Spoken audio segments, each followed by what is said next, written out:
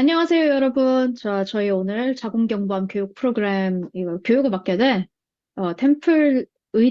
템플대학교 의대 그 소속 연구소인 세레브레이션 허드 연구원 김재선이라고 합니다. 자, 오늘 잘 부탁드리도록 하겠습니다.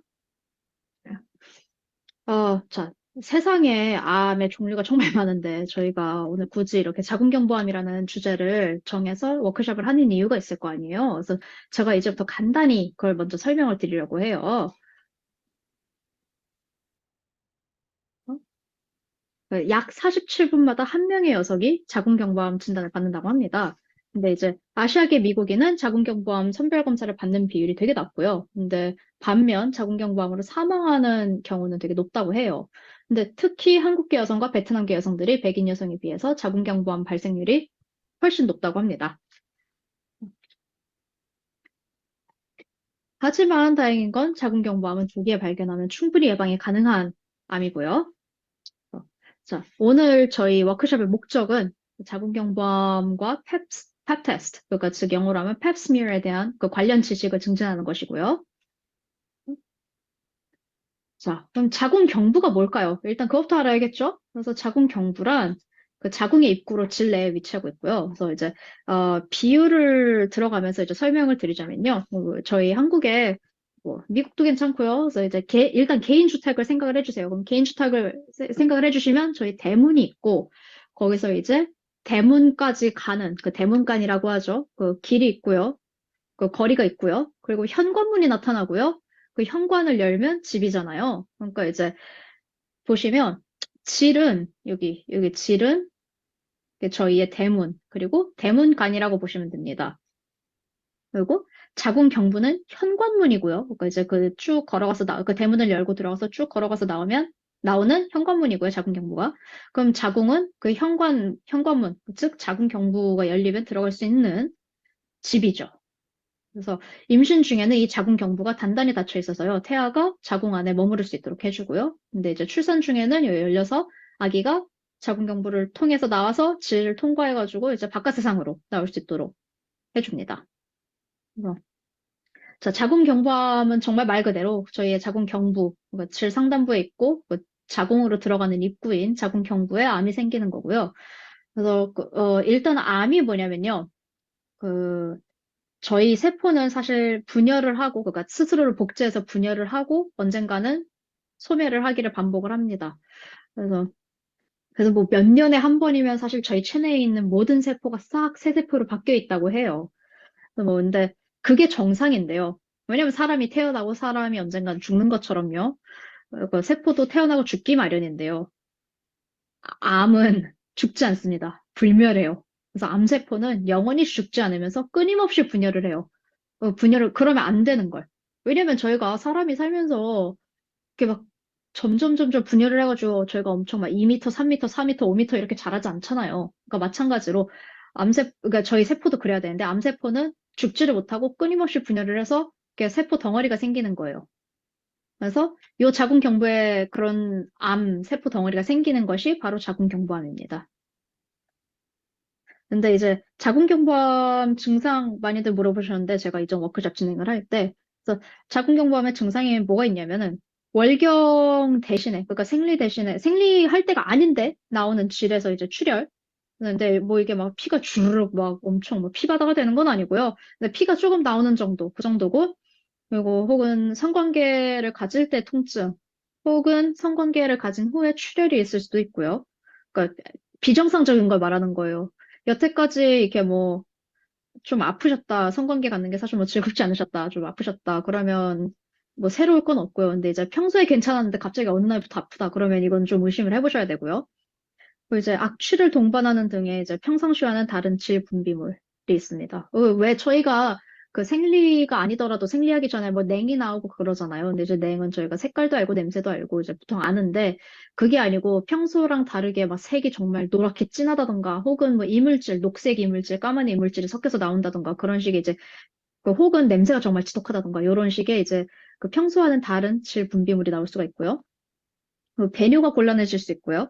그리고 아랫배나 골반, 다리 등의 통증이 있을 수가 있습니다. 그러니까 다시 한번 복습을 해드릴게요. 그러니까 자궁경부암의 증상에는 월경 이외의 비정상적 질출혈, 그리고 성관계 중에 통증 혹은 성관계 후 출혈, 그리고 악취를 동반하는 등 평상시와는 다른 질 분비물, 그리고 배뇨곤란, 그리고 아랫배, 골반, 다리 등의 통증이 있습니다.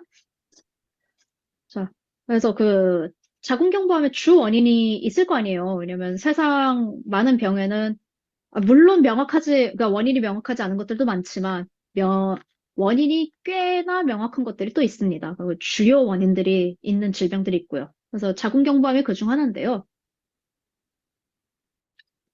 그 자궁경부암의 주 원인으로 꼽히는 것 중 하나가 바로 이 인유두종 바이러스예요.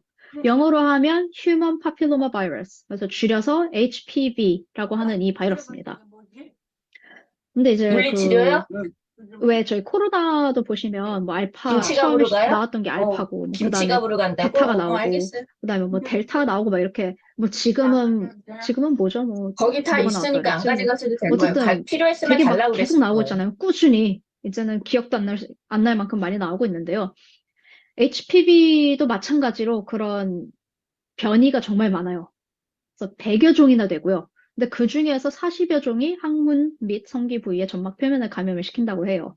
그래서 이제, 근데 문제는 이게 저희를 감염시킨다고 해서 그 100여 종이나 되는 그 많은 바이러스가 저희를 감염시킨다고 해서 이게 모든 것이 저희가 암에 걸리게 하는 건 아니고요. 이제 고위험군이 있고 저위험군이 나눠져 있어요. 근데 이제 이 숫자, 여기 이 수많은 숫자, 당연히 다 안 외우셔도 되고요. 저희도 다 모릅니다. 근데 이제 여기서 꼭 아셔야 될 것은, 꼭 기억해 주셨으면 하는 것은, 이 100여 종의 HPV 중에서 40여 종이 저희를 감염을 시키는데, 그 중에서도 암을 유발하는 고위험군이 있고, 그 비종양성, 그러니까 종양이 생기지 않는 저위험군이 있다고, 이렇게 나눠져 있다고, 요거 기억해 주시면 감사하겠어요. 그리고 이제, 그럼 이 HPV는 어떻게 사람 대 사람으로 전염이 되느냐 하면은, 남성과 여성 모두 성관계 및 생식기 부위의 피부간 접촉을 통해 전염이 됩니다. 여기서 중요 포인트는 뭐냐면, 남성과 여성 모두 이 부분이에요. 그러니까 남자도 HPV에 감염된다는 얘기고요. 그리고 어쨌든 이게 성관계 혹은 생식기 접촉을 통해서 전염이 되는 거다 보니까 저희는 이 HPV 감염을 성매개 감염병, 즉 성병으로 취급을 하고 있고요. 또 분만 과정에서 산모에서 신생아로도 전염이 될 수 있다고 해요. 근데 그럴싸하죠. 왜냐면 아기는 그 산모의 질을 통과해서 나오니까요. 그러니까 질이 감염이 되어 있으면 아기에게도 옮길 수가 있겠죠. 아, 그리고 제가 여기서 성관계 얘기를 했는데요. 이 성관계에는 구강성교, 그러니까 입으로 하는 성교도 포함입니다.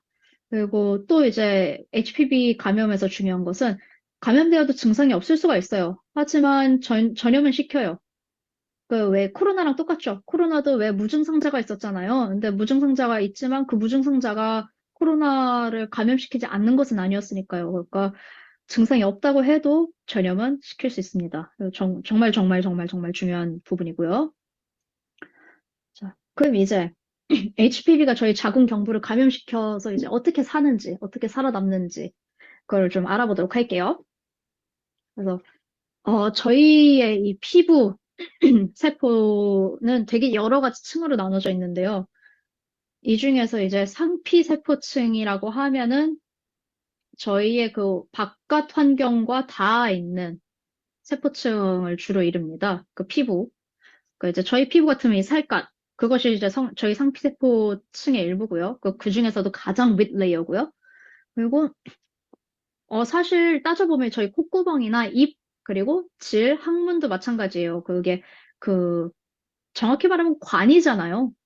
그 엄밀히 따져보면 저희 코에서 입부터 그 저희의 항문까지는 쭉 이어져 있는 하나의 큰 관이고요. 생각을 해보시면 저희 입, 식도 타고 내려가면 위가 나오죠. 그 위에 빈 공간이 있고 또 위를 타고 내려가면 장이 있고 장에서 이제 항문으로 이어지잖아요. 그것처럼 이게 한마디로 이 관은 결국은 이제 외부 환경에 접촉을 하는 부분인 건데요. 저희 질도 마찬가지예요. 질도 그냥 통로잖아요. 그러니까 이제 저희 위치상으로는 저희 몸 안에 있지만 사실 이것은 그 구멍이기 때문에 엄밀히 말하면 관 혹은 구멍으로 취급을 할 수 있기 때문에 저희 외부 환경에 노출되어 있다고 볼 수 있습니다. 근데 어쨌든 이렇게 이 노출된 이 저희 질 혹은 자궁 경부, 그 자궁, 여기 세포층을 보시면 그 상피세포라고 이제 가장 그 접하는, 그 외부 환경에 접하는 세포층이 이게 상피세포층이라고 해요. 근데 이제 그 상피세포는 여기 그 기저막 바로 위에 위치한 기저세포, 여기 줄기세포인데요. 줄기세포 아시죠? 그 왜 어느 세포로든 분열을 할 수 있다고 해서 이제 막 이걸로 이제 뭐 연구도 되게 많이 하고 그랬는데 이 기저세포가 방기저세포 등 이렇게 분열을 살살 하면서 상피세포, 그러니까 피부세포로 결국 진화를 하는 거예요. 그래서 그 이 세포가 쭉 분열을 하고 늙으면서 점점 이렇게 위로 올라가요. 그러니까 밑에서 꾸준히 새 세포가 나오기 때문에 오래된 세포는 위로 자동으로 밀려 올라가게 돼요. 근데 이 HPV는 다행히도 감염을 시키는 게 저희의 이 상피세포층으로 한정이 돼요. 그래서 이 기저막을 뚫고 내려가지 못해요. 이게 왜 중요하냐면은 바이러스가 혈류로 진입하지 않는다는 얘기예요.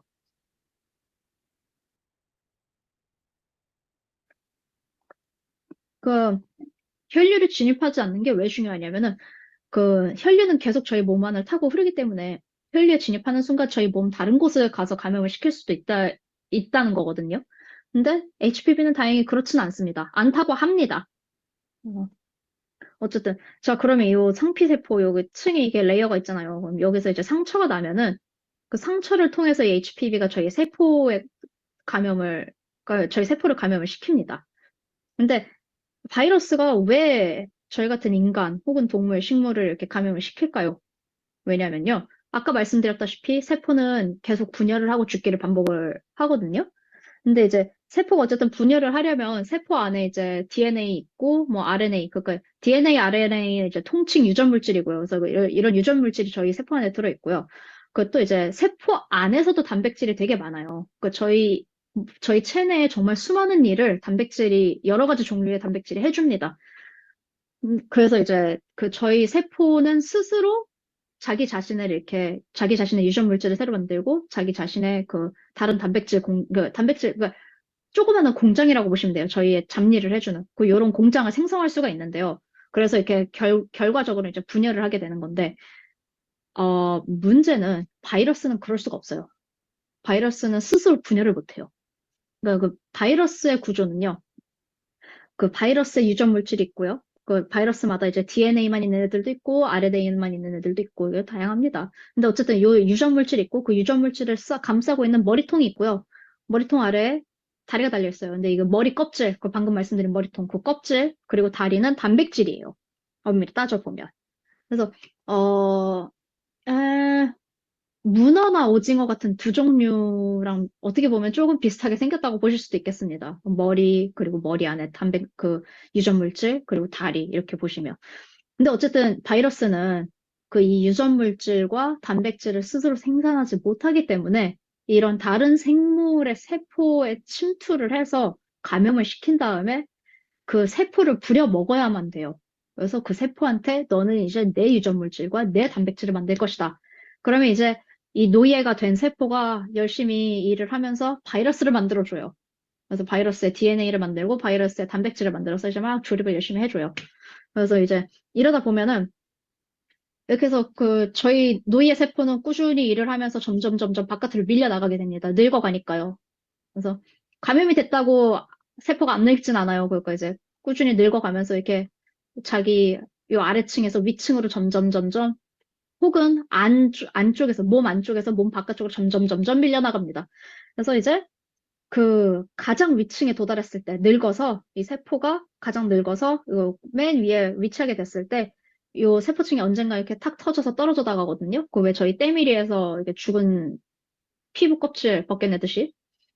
그래서 이렇게 이게 가장 늙은 상피세포가 떨어져 나갈 때 바이러스도 그 세포를 탈출해서 이제 다른 상처 부분을 찾아가지고 다른 세포를 찾아서 그 세포를 침투해서 들어가서 또 복제를 시작하는 거예요. 이게 바로 그 자궁경부암을 비롯한 다양한 바이러스들의 그 감염, 그 사이클이고요. 그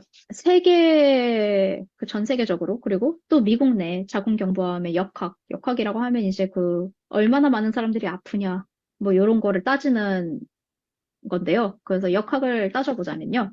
2020년도에 출판된 그 연구 결과에 따르면 미국에서만 13,800건의 새로운 사례가 있었고요. 그리고 미국에서만 또 4,290건의 사망이 있었다고 합니다. 그 전 세계적으로 따지면 31만 1,000명의 여성이 자궁경부암으로 매해 사망을 하고 있고요. 이게 하루로 치환을 하면은 하루에 852명 정도의 여성이 전 세계적으로 자궁경부암으로만 그 사망을 하고 있다고 하는 거예요. 뭐 다른 질병이 있을 수도 있고 다른 사망 원인이 있을 수도 있겠죠. 그렇지만 어쨌든 자궁경부암으로 하루에 852명의 여성이 전 세계적으로 봤을 때 사망을 하고 있는 거예요. 그리고 이제 미국 여성들의 경우에는 자궁경부암으로 진단을 받았을 때 대략 그 전체 그 진단받은 여성들의 그 절반 정도는 만 45세부터 64세라고 해요. 어? 그리고 꼭 자궁경부암 말고도 또 이제 HPV 방금 말씀드린 그 인유두종 바이러스 감염을 또 봤더니 그 대학생 연령대 여성이 60%. 이게 대학생 연령대라고 여기서 말을 하면 대개 한 10대 후반, 20대, 30대 정도거든요. 그래서 그 젊은 여성들의 60% 절반 이상은 HPV에 감염된 것으로 알려져 있다고 합니다. 되게 높아요.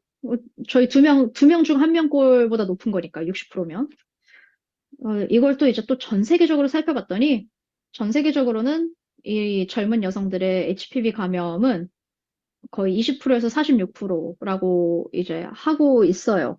근데 이제 전 세계적으로 20%에서 46%인데 젊은 여성이 걸리는, HPV 감염이 되는 게.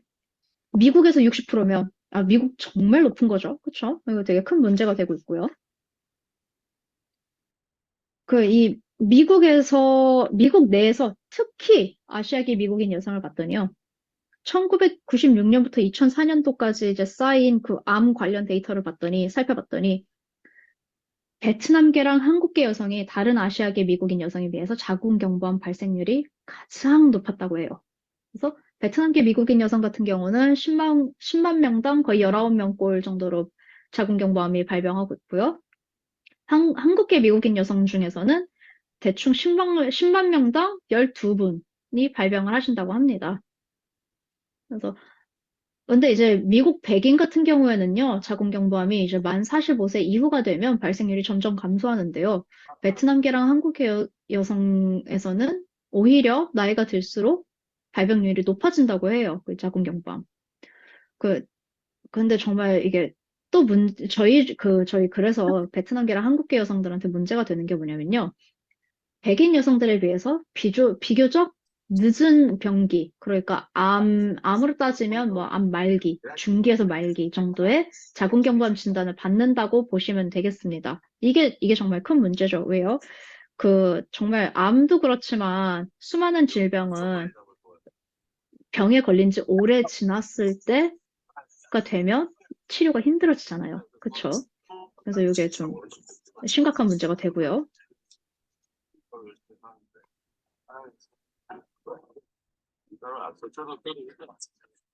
그래서 HPV 감염은 정말 흔해요. 왜냐하면 바이러스가 100종류나 되고 그중에서 40종류나 인간을 감염을 시키니까. 그래서 흔해요. 미국에서는 50대 여성은 이미 그중에서 80%가 일생에 한 번 이상 HPV 감염되었던 전적이 있어요. 그러니까 정말 흔한 거예요. HPV 감염이 미국에서. 하지만 자궁경부암은 아까 말씀드렸죠. 조기에 발견하면 충분히 예방이 가능하다고요. 그리고 또 이 HPV 감염이 80%, 미국 여성, 50대 여성의 80%를 차지하는 것도 그렇고, 대충 미국에서는 한 해에 50만 건 정도 이제 팹스미어가 이게 컨덕트 되는데요. 그 중에서 7% 정도는 비정상 결과를 얻는다고 합니다. 자, 그러면 자궁경부암의 위험 인자가 또 있잖아요. 그래서 이 학계에서 말하는 위험 인자, 즉 영어로 하면 risk factor가 정확히 뭐냐면요. 특정 병을 발병시키는 확률을 높이는, 그러니까 발병시킬 확률을 높이는 위험한 요소. 그것이 바로 이제 영어로 하면 risk factor, 한국어로 말하면 위험 인자인 건데요. 그래서 그 자궁경부암의 위험 인자를 알아봤더니 일단 흡연이 있어요. 엥? 흡연은 내가 입으로 피우는 건데 봤더니 이미 HPV에 감염된 여성의 경우 흡연을 하시면 담배를 피우시면 자궁경부암에 걸릴 확률을 높인다는 연구 결과가 있대요. 그리고 그 성관계 파트너 수가 많을수록 자궁경부암에 걸릴 확률이 높아지고요. 그리고 첫 성관계를 가진 나이가 어릴수록 자궁경부암에 걸릴 확률이 높아진다고 합니다. 그 성관계 파트너의 수가 많을수록은 또 여기서 코로나 얘기 또 꺼낼게요. 그 생각을 한번 해보세요. 저희 코로나 같은 경우에는 저희가 제 정말 친한 친구 한 명을 만났을 때 제가 1대1로 그 상대방에게 노출되는 거. 그랬을 때의 위험도와 제가 공공장소, 정말 수십만, 수백만, 수천만 명이 모이는 공공장소에 갔을 때 그 위험에 노출되는, 그 코로나에 노출되는 그 위험도가 얼마나 차이가 나겠어요? 정말 많이 차이가 나겠죠. 사람이 많을수록 저는 더 수많은 요소들에 저를 노출시키는 거죠. 위험 요소들에. 마찬가지예요. 이거는 HPV 감염은 아까 말씀드렸다시피 성병으로 취급이 되기 때문에 제가 성관계를 맞는 파트너 수가 많을수록 자궁경부암에 걸릴 확률이 높아집니다. 그러니까 즉 HPV에 감염될 확률이 높아진다는 얘기죠. 그리고 출산까지 거친 임신 횟수가 많을수록 자궁경부암에 걸릴 확률이 높아지고요. 과거에 내가 받은 펩스미어, 펩 테스트 결과가 양성이었을 경우 그때도 자궁경부암에 걸릴 확률이 높아지고요. 왜냐면 이 말인즉슨 그 펩 테스트 결과, 그 펩 테스트 제가 이따 설명을 드릴 건데 펩 테스트는 제 자궁경부의 세포를 일부 채취해서 살살 이렇게 채취를 해가지고 그 세포가 멀쩡한지 보는 검사거든요. 그러니까 이제 이 펫 테스트 결과가 양성이란 뜻은 이제 세포가 멀쩡하지 않은 친구가 있다는 얘기예요. 그래서 어쨌든 그러니까 내가 이미 과거에 비정상적인 세포가 있었던 전적이 있으면 제가 나중에 자궁경부암에 걸릴 확률이 높아진다는 의미가 됩니다. 그리고 아까 말씀드렸다시피 여기 HPV 감염 이것도 이제 자궁경부암의 위험 인자가 되고요. 그리고 HPV뿐만이 아니고 다른 성병도 자궁경부암에 걸릴 확률을 높입니다. 그리고 왜 바이러스 감염을 퇴치해내는 건 저희 면역력이잖아요. 그러니까 그래서 사실 뭐 HPV도 감염이 되었을 때 제 면역력이 충분히 강하다면 자연적으로 저희 몸이 싸워서 다 바이러스를 삭제를 시켜요. 없애버려요. 저희 몸 안에서. 그렇지만 다양한 이유로 면역력이 약할 수가 있거든요. 정말 그냥 타고나시기를 면역력이 약하게 태어나셨다던가. 그 왜 잔병 치레 많이 하는 분들 계시죠? 안타깝게도. 아니면 정말 감기가 해마다 걸리시는던가 그런 분들이 또 계신데 그런 식으로 이제 면역력이 약한 분들 혹은 이제 그 뭐 자가 면역 질환 같은 게 있으셔서 그 면역력이 약해지신 분들 계실 거고요. 그리고 또 HIV, 그 왜 에이즈의 원인이 되는 HIV 있잖아요. 그 HIV가 감염이 되면 그때도 이제 면역력이 약해지는데요. 이런 식으로 이제 면역력이 약한 분들은 자궁경부암에 걸릴 확률이 높아집니다. 그리고 혹시 여기서 이제 피임약 복용하는 분이 계신지 모르겠어요. 근데 그 피임약을 5년 이상 복용을 하게 되면 그 HPV에 감염된 여성의 경우 자궁경부암에 걸릴 확률을 약간 높인대요. 그런데 이때는 피임약 복용을 중단하면 다시 확률이 내려간다고 합니다. 그리고 정기적으로 펩 테스트를 받지 않는 것. 이것도 자궁경부암을 걸릴 확률을 높여요. 왜요? 내가 검사를 꾸준히 받을수록, 정기적으로 받을수록 내가 이제 내 몸이 괜찮은지 아닌지 이렇게 계속 점검을 꾸준히 하는 거잖아요. 그러니까 만에 하나 뭐가 안 좋게 나와도 결과가 안 좋게 나와도 그때 바로 치료를 해버리면 암이 안 될 수 있으니까요. 그리고 요 마지막 요소는 조금 어려운 말이에요. 이건 뭐냐면 디에투스토베스테론이라고 이게 이제 합성 에스트로겐이거든요. 이게 너무 근데 몸에 안 좋아서 임산부한테는 처방이 안 됩니다. 이게 어디에 처방이 되냐면 전립선 관련 전립선 암이었나? 어쨌든 그 전립선 관련 질병에 처방이 된다고 해요. 하지만 어쨌든 이거 정말 유독물질이라 웬만해서는 처방이 안 되고 있고요. 현재로서는. 네.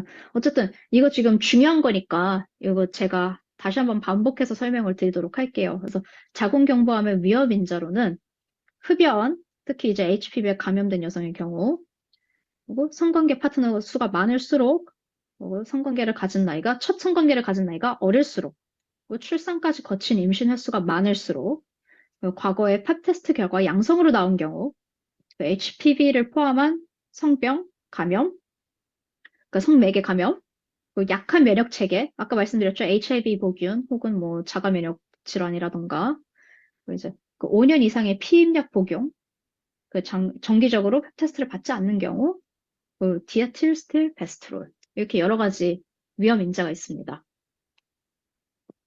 그래서 자, 그러면 위험을 줄일 수 있는 방법이 있겠죠? 뭐냐면 너무 당연해요. 이거는 제가 방금 말씀드린 위험 인자를 줄이는 행위를 하면 됩니다.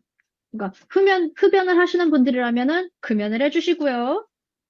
그리고 그 HIV 같은 경우에는 예방접종을 맞으실 수가 있어요. 이게 바로 한국 같은 경우에는 이제 최근에 국가산업으로 이제 전환이 돼서 이렇게 열심히 공익 광고도 나오고 있는 가다실이라고 합니다. 그것이 바로 HPV 예방접종이고요. 이 가다실은 제가 처음 맞을 때, 제가 고등학생 때 처음 맞을 때, 그때가 아마 사과였을 거예요. 그래서 정말 이거 제 이뮤니제이션 기록을 살펴보니까 뭐 몇 가라고도 안 나오고, 가다실 하고 올드, 이렇게 딱 뜨더라고요. 그래서 이제 저는 요새 업데이트된 가다실 9가를 맞고 있고요. 그래서 가다실 같은 경우는 이제 한국은 6가나 9가 둘 다 맞춰주는 것 같았고요. 미국에서 맞으시면 이제 미국에서는 9가만 맞춰드립니다. 그래서 어쨌든 요 가다실 요거는 남자도 맞을 수 있어요. 그래서 혹시 아드님이 있는 분이 여기 계시다면 아드님을 데리고 PCP나 산부인과에 가셔서 가다실 예방접종에 대한 상담을 받아보시는 걸 제가 추천을 할게요. 따님은 두말할 것도 없어요. 그리고 여기 모이신 분들도 의사 선생님이랑 한번 의논을 해보세요. 그러니까 가다실 예방접종은 사실 어릴 때 맞을수록 효과가 좋다고 하는데요. 또 이제 의사 선생님들마다 견해가 다르셔서요. 나이가 좀 더 들고서도 맞춰주는 분들이 계시니까요. 이 예방접종에 관한 것은 의사 선생님과 이게 의논을 해주시기 바랍니다. 그리고 아까 제가 뭐라 그랬어요. HPV 감염의 어, 원인은 성관계라 그랬죠. 혹은 성관계 말고도 그냥 정말 생식기끼리 피부가 접촉할 경우. 그러면 이걸 막을 수 있는 건 뭐예요? 여기 있다시피 이런 콘돔입니다. 이 차단 피임법이 무슨 말이냐면요. 생식기 간의 접촉을 차단 피임법이라고 하는 건데요. 어, 콘돔을 쓰면 생식기끼리 직접적으로 닿는 일을 막을 수 있잖아요. 그래서 성병에 걸릴 확률이 정말 낮아집니다. 그래서 콘돔 같은 경우는 피임뿐만 아니라 성병 감염을 막기 위해서도 정말 적극적으로 권장되는 방법이고요.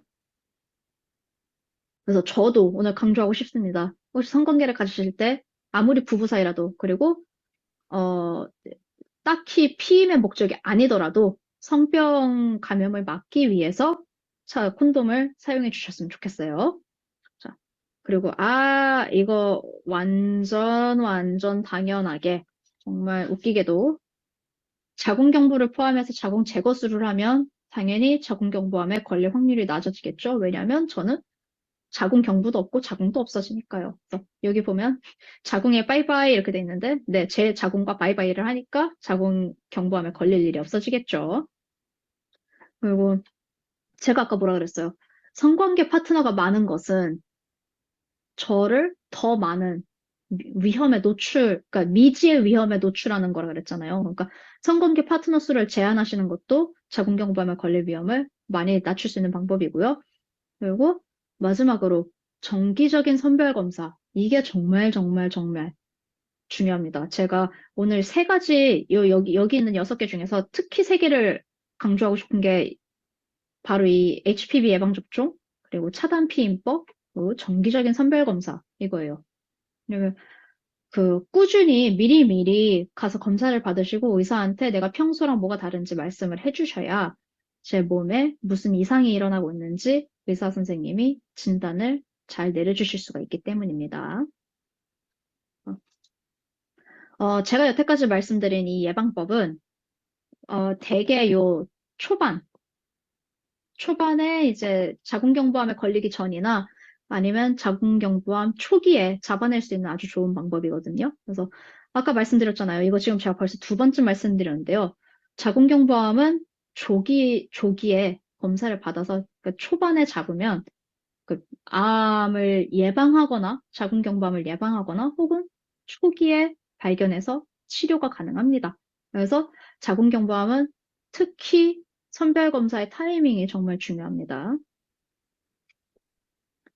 자, 그래서 자궁경부암을 이제 예방할 수 있는 방법, 제가 아까 말씀드렸는데, 그 중에서 마지막에 강조한 게 바로 선별검사였죠. 그래서 그 선별검사에 두 종류가 있어요. 하나는 펩 테스트고, 그러니까 영어로 이제 펩 스미어고, HPV, 다른 걸로는 이제 HPV 검사가 있는데요. 그게 펩 테스트, 펩 스미어는 자궁경부암 선별검사예요. 그러니까 이제 제 자궁경부 세포가 정상인지 비정상인지, 그러니까 비정상인지, 그리고 그냥 비정상을 넘어서 암으로 진행했는지, 이렇게 세포를 이렇게 직접 현미경으로 들여다보는 거고요.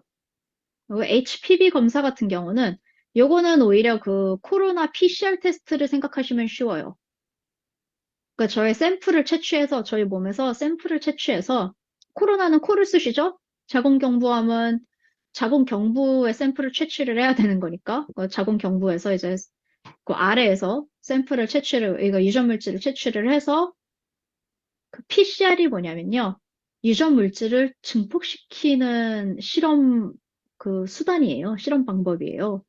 그래서 그 코로나 PCR 하면은 코 쑤셔가지고 나온 샘플을 이 PCR이란 걸 돌려서 코로나 바이러스 유전 물질을 뻥튀기를 시켜가지고 확실하게 있는지 없는지, 그래서 이거를 판단하는 거거든요.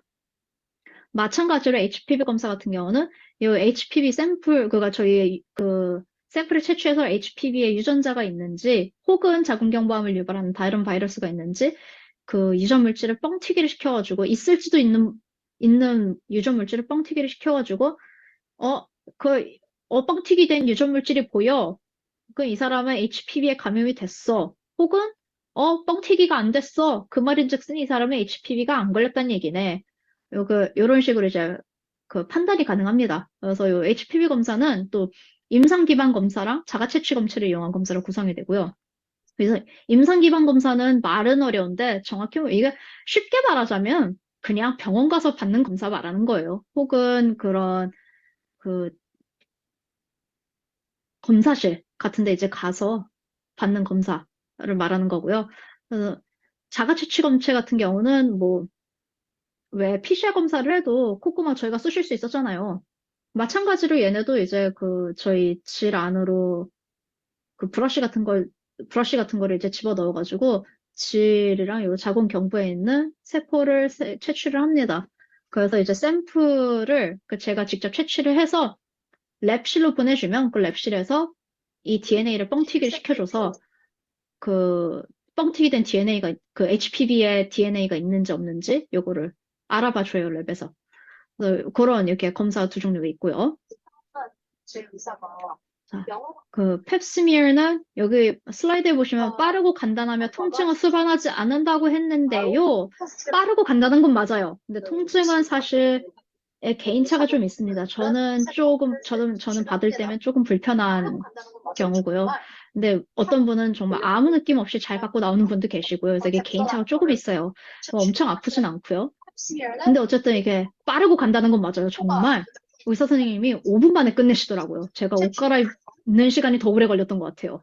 그래서 여기 의사 진료실, 클리닉, 병원에서 이제 받을 수 있고요. 그래서 저희가 이제 검사대에 딱 다리 벌리고 누워 있으면 선생님이 이렇게 검경을 질 안으로 집어넣어서 질을 여셔가지고 그리고 그, 그 세포를 채취하는 브러쉬를 넣어서 샥 돌려갖고 세포를 샥 겉에 묻어나는 거를 이렇게 채취를 하시는 거예요.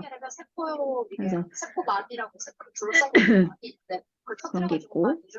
꺼내는 거예요. 그래서 걔네들이 이제 유전물질을 뻥튀기 자, 제가 방금 펩스미어랑 HPV 검사가 어떻게 다른지 또 말씀을 드렸는데요. 이게 중요해서 한 번 더 이렇게 이게 슬라이드를 삽입을 했어요. 자, 그러니까 펩 테스트랑 HPV 검사는 어떻게 다릅니까? 그래서 팝스미어는 플러스 더 그 세포가 비정상적으로 변했는지, 그러니까 세포를 직접 채취를 해서 세포를 현미경으로 보는 거예요. 검사실로 가져가서. 분자 검사를 그러니까 결론은 어쨌든 펩스미어나 HPV나 내 샘플은 검사실로 가는데요. 펩스미어는 테크니션이 현미경으로 제 세포를 봐요. HPV 검사는요, 그 제 세포를, 갖고 간 세포를 현미경으로 보는 게 아니고, 그 유전물질을 뻥튀기 한다 그랬잖아요. 유전물질을 뻥튀기 하려면 이게 세포막이라고 세포를 둘러싸고 있는 막이 있는데, 그걸 터뜨려가지고 그 안에 유전물질을 잘 꺼내는 거예요. 그래서 걔네들을 이제 그 유전물질을 뻥튀기, 제 안에 있는 유전물질을 뻥튀기 시키는 건데요. 그래서 현미경으로 보는 게 아니고, 이 뻥튀기 시킨 유전물질을 얼마나 뻥튀기 되었는지 이렇게 재보는 거예요. 기계를 이용해서. 그래서 여기 분자 검사라고 나와 있는데 왜 분자 검사냐면은 그 영어로 했을 때 DNA, RNA를 보통 DNA molecule, RNA molecule 해서 이게 molecule이 분자거든요. 그래서 DNA 분자, RNA 분자라고 많이 불러요. 그래서 이 분자의 수를 잰다고 해서 분자 검사라고 합니다. 그래서 그게 바로 HPV 검사고요. 그래서 요 차이점 알아주시고요. 그래서 팝스미어는 뭐다? 그 세포가 이상한지 그거를 현미경으로 보는 것이고요. HPV 검사는 뭐다? 제 세포 안에 HPV, 그 휴먼 파필로마 바이러스가 있는지, 그 유전 물질이 있는지, 그 분자 검사를 하는 거라고요. 응? 자, 그러니까 자궁경부암은 또 제가 지금 네 번째 말합니다. 조기에 발견하면 충분히 예방할 수 있는데요. 그래서 이게 바로 펩 테스트를 정기적으로 받아야 하는 이유가 됩니다. 그래서 그러니까 살면서 이게 지난 5년 이내에, 그러니까 5년 이내에 펩 테스트를 받지 않은 여성은 그 5년 이내에 펩 테스트를 받은 여성에 비교해서 자궁경부암에 걸릴 위험이 3배나 더 높아져요. 근데 그 선별 검사를 받은 여성은요, 받지 않은 여성에 비해서 자궁경부암 발생률이 90%나 감소하고요. 정말 많이 감소하는 거죠, 이 정도면. 그리고 자궁경부암으로 진단을 받은 여성들은 이미 암에 걸리셔서 진단을 받은 여성들은 그분들의 이제 60%에서 80% 정도가 진단을 받은 그 시점에서 5년 이내에 펩스미어를 한 번도 안 받으셨다고 해요. 그러면 펩스미어는 누가 받아야 해요? 이게 조건이 있어요. 그래서 미국 이제 정부에서 이제 조건을 알려주는데요. 그러니까 정한 가이드라인. 그러니까 모든 질병에 대해서 이제 그 선별 검사를 받으라고 미국 정부에서 이제 가이드라인 지침을 이렇게 내려준 게 있어요. 자궁경부암에 대해서는요, 만 21세부터 65세의 여성, 이 펩 테스트를 받는 걸 권장을 하고요. 이 21세부터 65세 같은 경우는요, 현재 제가 뭐 성관계를 맺는 파트너가 있든 없든 상관없이, 그리고 제가 결혼했건 말았건 상관없이, 또한 제가 폐경기를 겪었거나 말았거나, 그런 상관없이 모든 여성, 이 연령대의 그 모든 여성은 펩스미어를 받는 것을 권장을 하고 있습니다. 그래서 이런 빈도수도 이제 권장을 해주는데요. 뭐냐면 그 21세부터 65세까지의 여성은요, 3년마다 한 번씩 펩스미어를 받으시라고 하고요. 만 65세 이상 같은 경우는, 그러니까 66세부터요. 66세부터는 이전 선별 검사 결과가 정상이었던 경우, 그러니까 펩스미어나 HPV 검사가 계속 쭉 정상이었던 경우, 그때는 이제 펩스미어를 중단하셔도 괜찮고요. 아까 왜 제가 위험인자 말씀드렸잖아요. 그런 위험인자가 좀 있으셔가지고, 그런 분들이 이제 고위험군으로 취급이 되시는데요. 그런 요소가 없어서 고위험군에 해당되지 않으시는 경우에는 펩 테스트를 중단하셔도 괜찮습니다. 근데 요거는 이제 의사 선생님이랑 상담을 하시면 자기가 고위험군인지 아닌지 이런 거 다 알 수 있으니까요. 의사 선생님이랑 상담을 하시고요. 자, 또 자궁경부암 예방을 위해서 하실 수 있는 일. 아까 말씀드렸죠. 제가 위험인자를 어떻게 하면 피할 수 있는지. 그거 다시 한번 잘 반복을 할게요.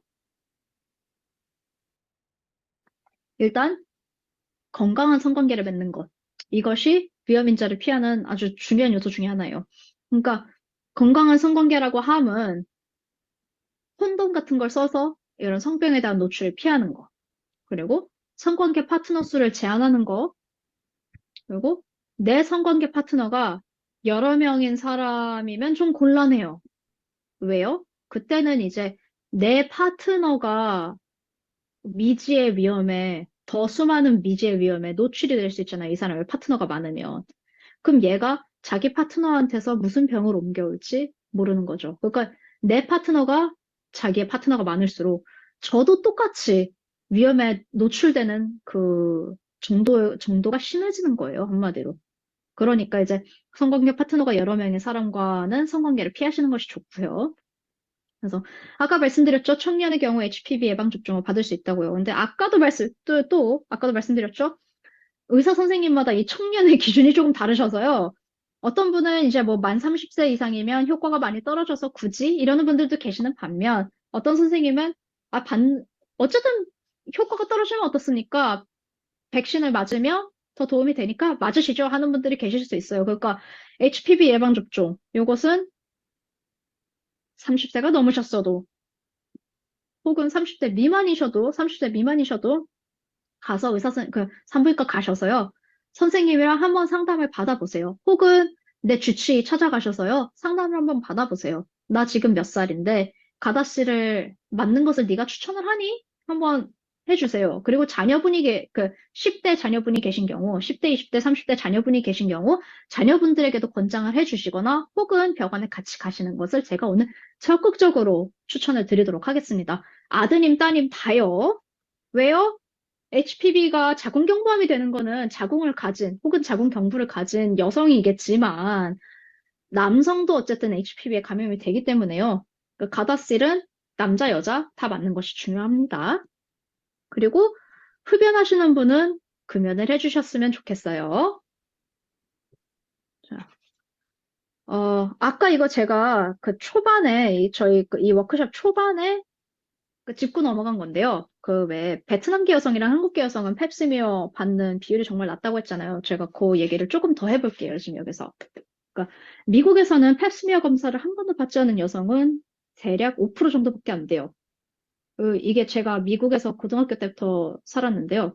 저는 그때 제 미국인 친구들은 특히 백인이면 웬만해서는 이미 고등학교면 산부인과를 다니기 시작하더라고요. 그래서 자기 펩스미어 받았다, 어쨌다, 저쨌다 이런 얘기 막 하고 그랬어요. 근데 한국 애들끼리는 이런 얘기를 거의 안 했거든요. 근데 정말 연구를 봤더니 연구 결과에서 그렇게 나온 거예요. 베트남계 여성은 펩스미어를 한 번도 안 받은 사람이 36%나 된다고. 근데 한국 여성은 이 베트남계 여성보다 펩스미어를 더 안 받는다고. 그래서 펩스미어를 받는 그 여성의 퍼센티지가 이 캘리포니아에서 한 연구에 따르면 베트남계나 필리핀계 여성보다도 더 낮은 비율만 한국계가 펩스미어를 받는다고 해요.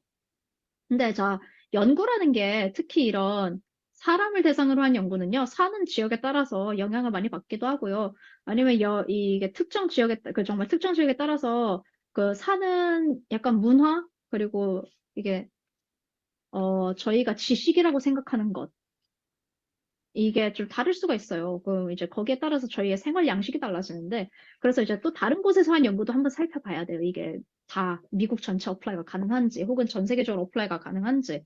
그래서 저희가 또 다른 지역에서 한 연구를 봤어요. 그랬더니 거기서도 한국계랑 베트남계 여성 사이에서는 펩스미어 선별 검사를 받는 비율이 가장 낮았다고 합니다. 그래서 이거는 그럼 이제 저희가 슬슬 일반화를 할 수가 있겠죠? 한국계 미국인 여성이나 베트남계 미국인 여성은 펩스미어를 정말 안 받는다. 이렇게 일반화가 가능하겠습니다. 그러면 저희가 이 펩스미어를 받는데 이제 방해가 되는 요소가 있을 거 아니에요. 그러니까 저희가 펩스미어 혹은 HPV 검사를 안 받는 이유가 있을 거 아니에요. 그래서 그 이유, possible reason, 그러니까 그런 저희 이유가 뭔지 또 이제 누군가 연구를 했어요. 그랬더니 이제 미국에 있는 아시아계 여성 같은 경우에는 주치의가 많이 없으시대요. 한국인도 사실 주치의 잘 신경 안 쓰잖아요. 왜요? 한국은 워낙 한국에서 아프면 병원 가는, 평소에 꾸준히 병원 가서 스스로 점검을 하는 게 아니고 아프면 병원을 가는 그 시스템에 너무 익숙해져 있으니까 주치의에 대한 뭔가 필요성을 저희는 잘 못 느끼잖아요. 그렇죠? 그래서 근데 주치의가 있으면 좋은 게 뭐냐면 저희가 무슨 검사를 받아야 될 때 이런 질병에 대한 선별 검사를 받아야 될 때 의사가 대신 알려줘요. 너 스스로 이 검사 받을 때 됐어. 저 검사 받을 때 됐어. 네네. 근데 주치의가 없으면 제가 스스로 알아놔야 되는데 이런 지식이 없으면 어떻게 알고 받겠어요. 그렇죠? 그래서 주치의가 없는 것이 저희 선별검사를 받는데 받는 걸 막는 요소가 되고요. 혹은 또 자궁경부암에 대한 지식 자체가 부족해서 지식이 없으면 당연히 내가 검사를 받아야 되는지 말아야 되는지 그것도 모르니까요. 그래서 이것도 이제 그 선별검사를 받는 걸 막는 요소가 되고요. 또 이제 요새는 조금 덜하긴 한데요. 진짜 불과 몇 년 전까지만 해도 저희 한국 분들 같은 경우에는 산부인과를 가는 거를 되게 좀 터부시했잖아요. 조금 부담스러워했죠. 그러니까 산부인과 갔다고? 왜? 너 좀 그래? 약간 이런 식으로 안 좋은 시선으로 보고 하니까 산부인과를 받는 거를 조금 꺼려 하시는 분들이 많았고요. 그래서 근데 그러다 보니까 이런 자궁경부암 선별 검사를 받는 확률을 낮추는데 아주 큰 일조를 했고요. 뭐 이제 그 산부인과 가는 것과 관련해서 이제 뭐 결혼 유무가 이제 결혼 여부가 또 이제 그 선별 검사를 막는 원인이 되었고요. 이것도 미국 특수인데 검사 비용 왜요? 일단 미국에서 의료비 자체가 훨씬 비싸고요. 그리고 이게 제 보험으로 커버가 되는지 안 되는지도 모르고 보험으로 커버가 돼도 일부만 커버가 되는지 전체가 커버가 되는지 알 수가 없으니까 그게 신경 쓰여서 병원을 잘 안 가시게 되잖아요. 그래서 이런 것들이 또 이제 선별 검사를 막는 요소가 되었고요. 그래서 아무래도 산부인과다 보니까 그냥 산부인과 가는 것도 부담스러워 하시는데 그 주변에 있는 산부인과 의사가 남자다? 그럼 더 안 가죠. 그래서 이제 그 산부인과 의사 선생님 혹은 주치의가 남성일 때 이런 pap스미어 혹은 HPV 검사에 대해서 잘 물어보지도 않게 되고 그러다 보니까 이제 검사를 막는 요인이 되었고요. 이것도 미국 특수죠. 영어로 의사소통 능력 부족. 그러니까 주변에 산부인과는 많을 수 있어. 그 주치의가 있을 수도 있어요.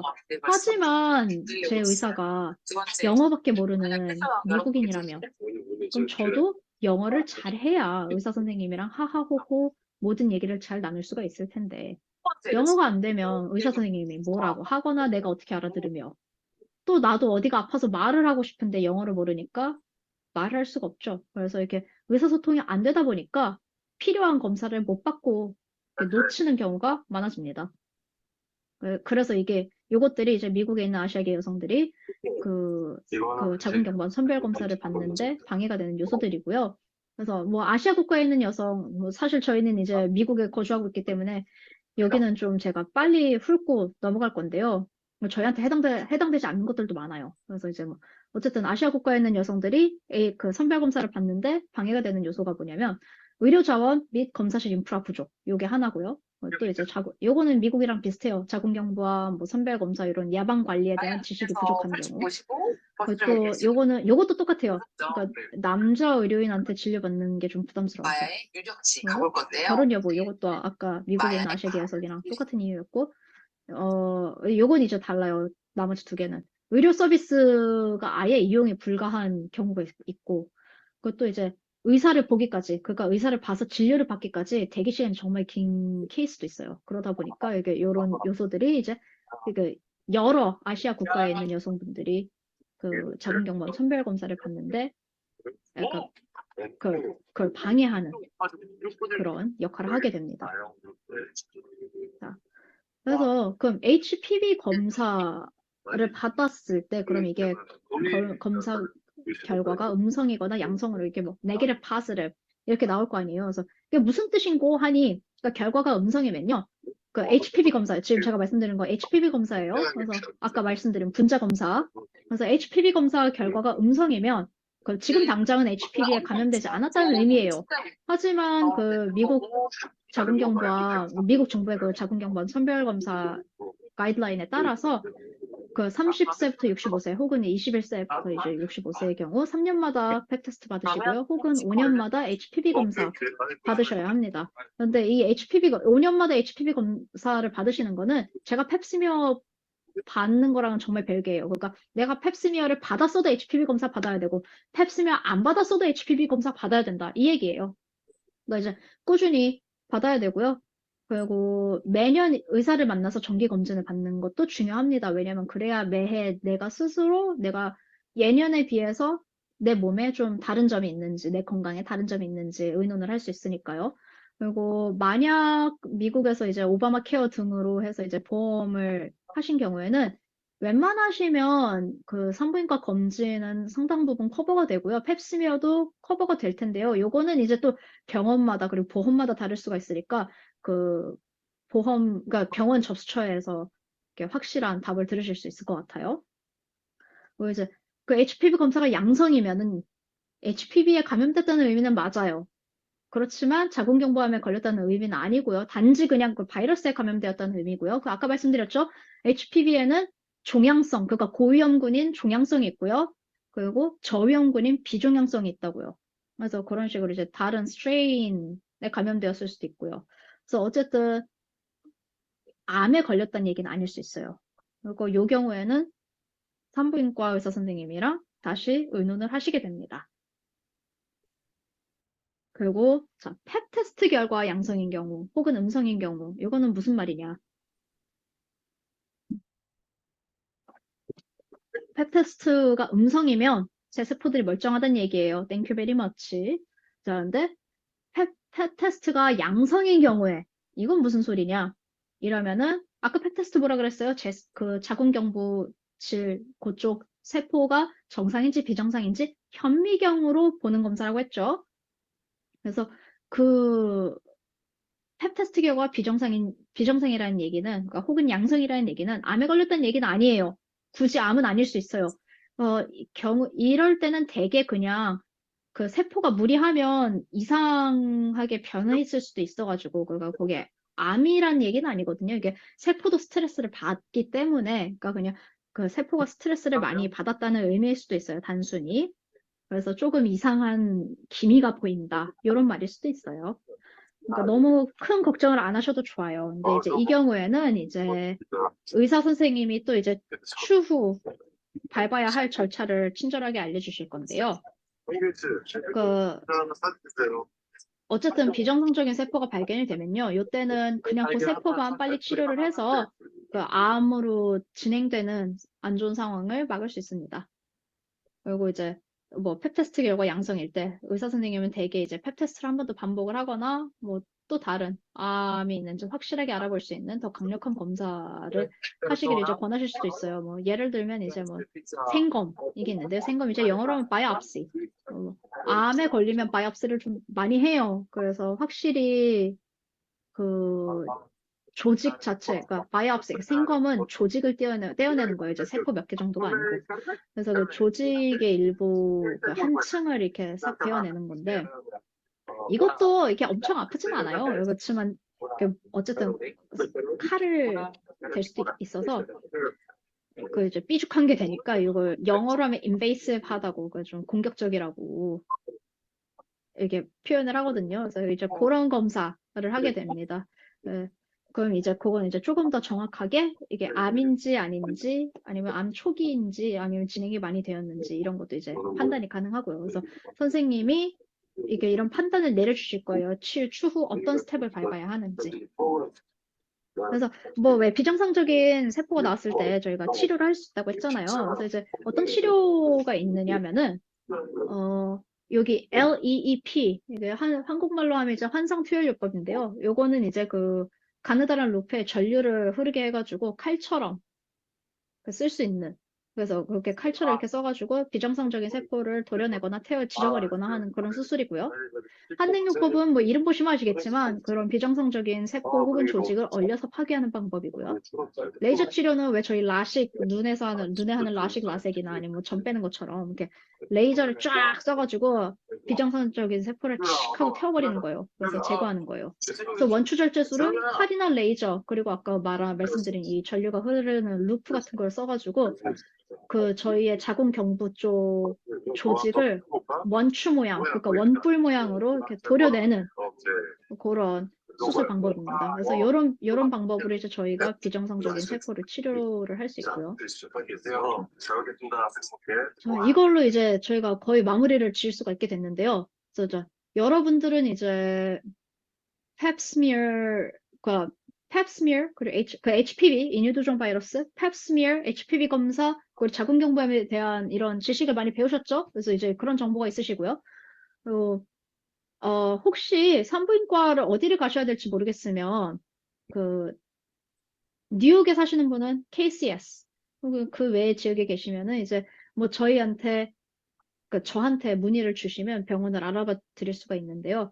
어, 그런 산부인과에 대한 정보 받으실 수 있고요. 그리고 저희가 이 워크숍을 하기 전에 설문지 작성을 부탁을 드렸잖아요. 그리고 이제 저희가 요번에 이제 설문을 또 부탁을 드릴 거예요. 이 워크숍이 끝나면 해주십사 하고.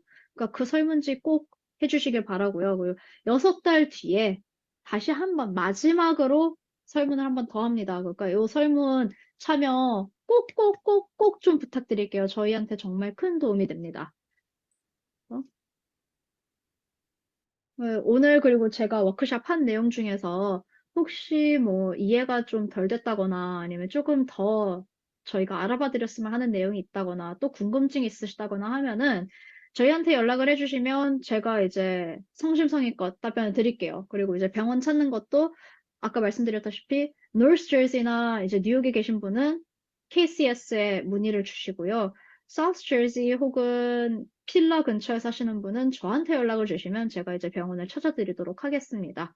그리고 뭐 만약 병원에 갈 때 뭐 한국인 의사를 못 찾아서 미국 병원에 가야 된다. 그러면 그때 통역이 필요하시면 저를 딸고 가셔도 괜찮고요. 그러니까 그것도 저한테 문의를 주시면 제가 도움을 드릴 수가 있고요. 그래서 이런저런 요소에 도움이 필요하시면 저한테 연락을 주시면 되겠습니다. 그래서 이제 제 연락처를 드릴게요. 자, 제 연락처는요. 여기 이메일 여기 ELLEN KIM 골뱅이 temple.edu 여기로 이제 이메일을 주시면 제가 방금 말씀드렸다시피 성심성의껏 답변 드리도록 하겠습니다. 그러니까 언제든지 망설이지 말고 연락 주시고요. 그래서 다시 한번 말씀드릴게요. 그래서 ELLEN.KIM 골뱅이 temple.edu 여기로 이메일 주시면 되겠습니다. 감사합니다. 오늘 정말 고생 많으셨어요.